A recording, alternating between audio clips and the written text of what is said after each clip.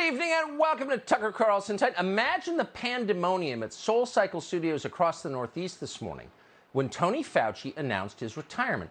Ugly doesn't begin to describe it. Picture the chaos, if you can, in the organic chaga aisle at Whole Foods in Brookline. Try to envision the panic and hysteria that must have broken out at espresso bars in Edgartown, in Aspen, in Santa Monica, and Bethesda, as thousands of masked ladies in Lululemon discovered all at once that the one religious leader they still revered, their own even tinier version of the Dalai Lama, had decided to retreat forever from public life. It was, ladies and gentlemen, the equivalent of a targeted nuclear device detonated over the most emotionally vulnerable elements of our most privileged population. You can picture the carnage, the wailing, the swooning, manicured hands clutched to breasts, then fumbling for Xanax and expensive handbags. Not since the Orange Man seized the White House in a Russian coup have more 46-year-old Cornell-educated lawyers with weak husbands wept shamelessly in public. There's not enough rosé in Napa to quell that pain. And it wasn't supposed to be this way. It never is supposed to be this way. Just a month ago, St. Tony suggested to his followers he'd be around another 2 years, at least, living at public expense as the highest paid federal employee till the end of Joe Biden's first, but hopefully not last term. And you know what that meant? It meant many more spreads in Teen Vogue, many more interviews on NPR, many more tips on masking. Is 3 enough?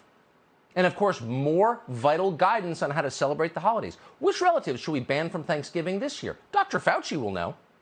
Oh, but not anymore. That's all gone. He's sitting masked at Brian Stelter's house, watching Chris Hayes tonight. Because this morning, Tony Fauci announced his abdication. Quote, "I will be leaving these positions," there was always more than one, "I'll be leaving these positions in December of this year to pursue my next chapter of my career," he said. The next chapter of his career?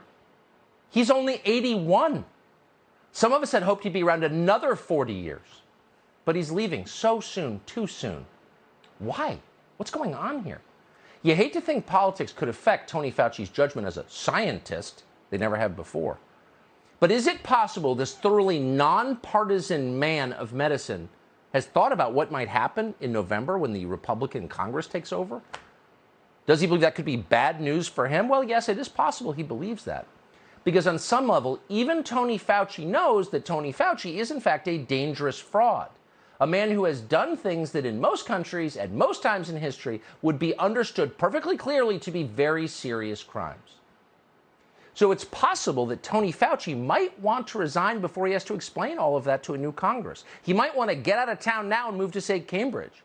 Find a safe place to hide before the reckoning. Just a thought. Because honestly, there's a lot to answer for.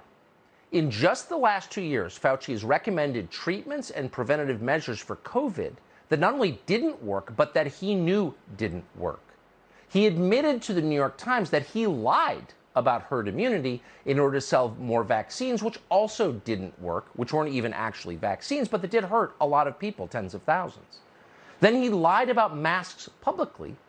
You should wear one as you're riding a bike. You're getting too much life-enhancing oxygen. What you really need is more carbon dioxide. Be more like a tree. That's what he was saying in public. But in private, he wrote that, quote, "The typical mask you buy at a drugstore is not really effective at keeping out a virus." Oh, so he knew. As your kids were suffocating during gym, wearing a mask, Tony Fauci knew they didn't work. And then there's this, maybe his most notable crime. He didn't simply downplay and obfuscate the origins of the pandemic, apparently in conjunction with the Chinese government. No. Tony Fauci covered up evidence that he, Tony Fauci, helped create that virus in the first place. Here's Tony Fauci last July testifying under oath before the Congress. Dr. Fauci, knowing that it is a crime to lie to Congress, do you wish to retract your statement of May 11th where you claimed that the NIH never funded gain-of-function research in Wuhan? Senator Paul, I have never lied before the Congress, and I do not retract that statement. This paper that you are referring to was judged by qualified staff up and down the chain as not being gain of function. So let me finish. You take an animal virus and you increase its transmissibility to humans. Right. You're saying that's not gain of function? Yeah, that is correct. And Senator Paul, you do not know what you are talking about, quite frankly. Oh, Dr. Fauci meets an actual doctor who's not a BS artist who asks simple questions and demands straightforward answers. Tony Fauci was lying in that clip. He knew he was lying. As The Intercept, of all places, recently reported, quote, scientists working under a 2014 NIH grant to the EcoHealth Alliance to study bat coronaviruses combined the genetic material from a parent coronavirus known as WIV1 with other viruses. Oh, they were manufacturing more powerful viruses. Tony Fauci oversaw that. Then The Intercept spoke to several virologists and found that, quote, 7 said that the work appears to meet NIH's criteria for gain-of-function research. Okay, gain-of-function research. That was going on. Not allowed in this country, so they were offshoring it in their various labs, including one owned by the Chinese government. A lot of biolabs in Ukraine. What was going on there? Oh, shut up, don't ask. You're working for Putin. Really? Well, at some point, somebody is going to ignore the threats and just go ahead and ask the question. Why did we have all these biolabs in Ukraine, of all places? It's not like Ukraine is a hotbed of pharmaceutical research. What is that? We don't know, but at some point, people are going to find out. Now, The Intercept spoke to a virologist called Vincent Ranciniello. He's professor of microbiology and immunology at Columbia. Quote, there is no question, he said, from the weight loss of the mice in the study, it's gain of function. Tony Fauci is wrong saying it's not, end quote. And of course, Fauci would have known that he was, quote, wrong. In other words, he was lying when he said it wasn't gain of function. It was. This is all becoming much clearer. The Intercept, just in case you haven't heard of it, is not a right-wing publication. It's a left-wing publication. So at some point, all of this is going to become public, and it seems to be accelerating. No wonder Fauci's leaving. Then late last year, NIH just admitted it. In a letter to the House Oversight Committee, an NIH official called Lawrence Tabak wrote that a, quote, limited experiment had been conducted in Wuhan in order to test if, quote, spike proteins from naturally occurring bat viruses, coronaviruses circulating in China, were capable of binding to the human ACE2 receptor in a mouse model. Frankenstein stuff. Why the hell were they doing this? Oh, and they destroyed the United States in the process. No one's apologized. No one's been charged. No one's ever really admitted it. But we know that Tony Fauci knew perfectly well this was going on because he's the one who authorized the grants. And as the pandemic spread around the world, virologists frantically told Tony Fauci in real time that gain-of-function research funded in part by the U.S. government was probably involved. In early 2020, Kristen Anderson, a virologist at the Scripps Institute in La Jolla, California, wrote this to Fauci, quote, some of the features potentially look engineered. David Baltimore, meanwhile, announced he had found the, quote, smoking gun for the origin of the virus, what he called a powerful challenge to the idea of a natural origin for SARS-2. Tony Fauci saw that assessment also, right at the very beginning. So in response, Fauci called an urgent meeting and told his deputies to read up on gain-of-function research, a paper authored by a scientist conducting bat experiments in Wuhan at the Chinese military lab there. So he knew at the very beginning, and a lot of people knew, and they all lied to us, and they're still lying to us, and not one person has been held accountable. But in public, Fauci refused to talk about gain-of-function research. Instead, he called for the arrest of his most prominent critics, because he's not a Stalinist midget or anything. Watch this. Senator Cruz told the Attorney General you should be prosecuted. Yeah. I have to laugh at that. I should be prosecuted. What happened on January 6th, Senator? Oh, I should be right. No, a sitting U.S. senator should be prosecuted for asking questions that I don't care to answer because they would reveal criminal behavior. And by the way, January 6th, because Ted Cruz was inside the Capitol setting things on fire. Oh, no, he wasn't. So that was one of many very obvious displays of hard-edged partisanship from a guy who's supposed to be a public health official. Just flat out partisan. When Tony Fauci is willing to attack his critics, his political opponents like that, and then lie about the origins of corona, it raises a lot of questions. And one of them is, what else is Tony Fauci lying about? We should know. You might remember that back in 2020, Tony Fauci declared that remdesivir, a drug made by the pharma giant Gilead, would be the solution to COVID. Do you remember this? He said, and we're quoting, "This will be the standard of care." Now, when Tony Fauci says that, the guy in charge of our COVID response, is not a small thing. But when Tony Fauci said that, he said that knowing that the Food and Drug Administration did not hold a single advisory meeting on that drug, remdesivir. But for the low price of just $48,000 a dose, Fauci promised that remdesivir could shorten your hospital stay if you were ever to get COVID, like if your mask slipped for a second. So after months, the truth became impossible to hide, as it has with the vaccine. Remdesivir doesn't work as advertised. Even the WHO is now recommending against it. Quote, "There is a conditional recommendation against the use of remdesivir," says the World Health Organization. "This means that there is not enough evidence to support its use." Oh, really? But what happened in the meantime? Well, Tony Fauci's friends at Gilead, which have been a struggling company according to some, made a ton of money. They all did.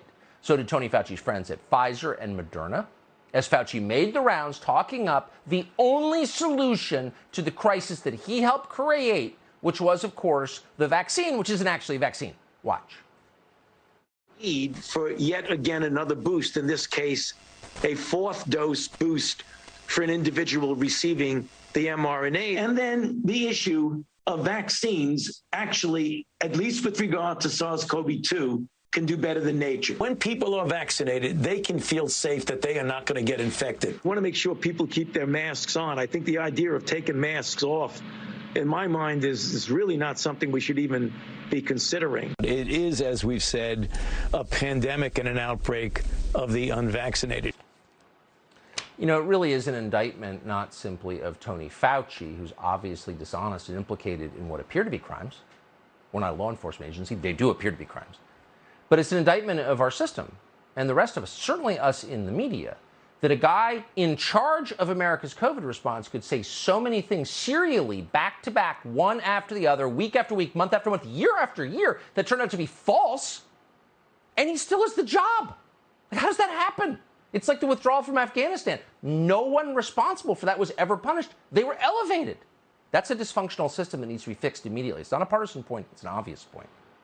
But on the question of the so-called vaccine, which is not a vaccine, by the way, you got the smallpox vaccine, you got the polio vaccine, you got the mumps vaccine. Did you get any of those diseases? Do you have mumps today? Did you get smallpox last week? Do you have polio? No, because those are vaccines.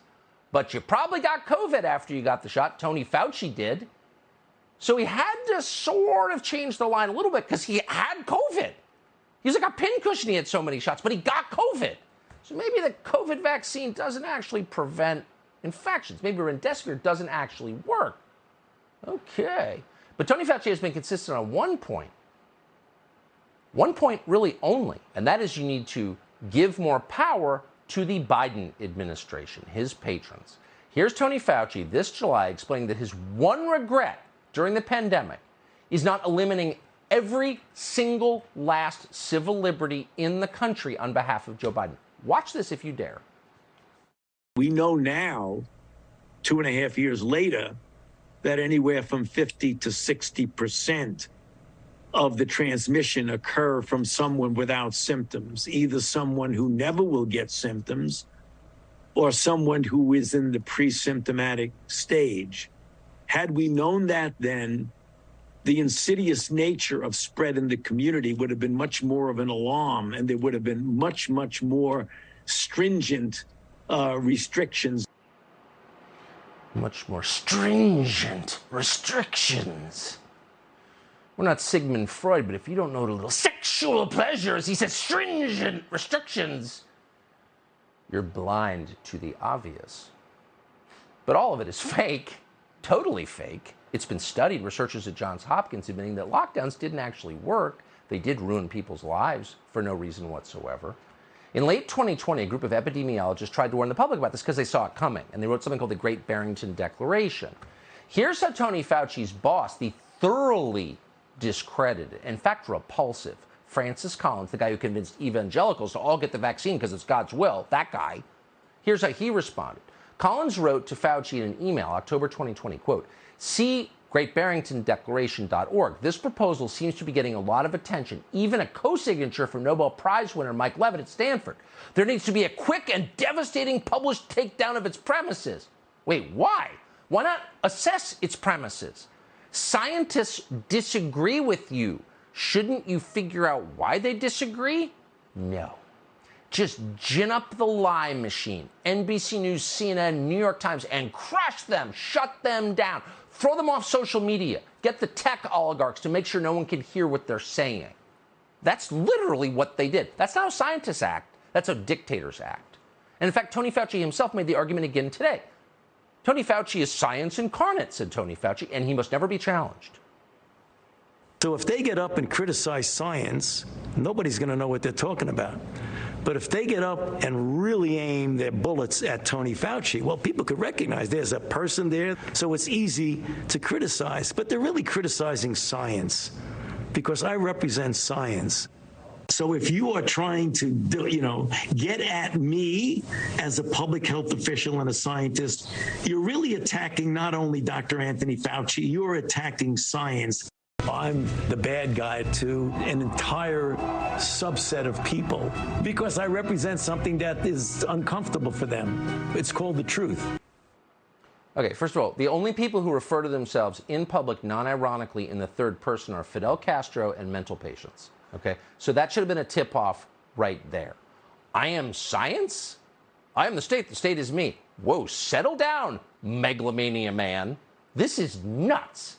And yet it's not Fauci who's been damaged by this kind of behavior serially over years. It's anyone who criticized him. The Biden administration arrested one of Tony Fauci's top critics, Peter Navarro. They hauled him out of Reagan Airport in leg irons. Merrick Garland also ruined the lives of several Trump associates for the alleged crime of lying to federal officials. Recently, Biden's DOJ has been busy raiding the home of the former president for retaining classified documents, including a letter from Barack Obama. Okay. So that's how they're treated. But at the same time, people like Tony Fauci, who apparently engineered the single most devastating event in modern American history and then lied about it, gets to retire as a hero. Again, just like the bureaucrats at the Pentagon who engineered our humiliating, credibility-destroying withdrawal from Afghanistan that got American lives killed, no punishment. Tony Fauci gets to collect his enormous government retirement, and he'll be lecturing you from the stage at CNN very, very soon. So what exactly are Republicans going to do about this when and if they take power in January? What else has Tony Fauci lied about?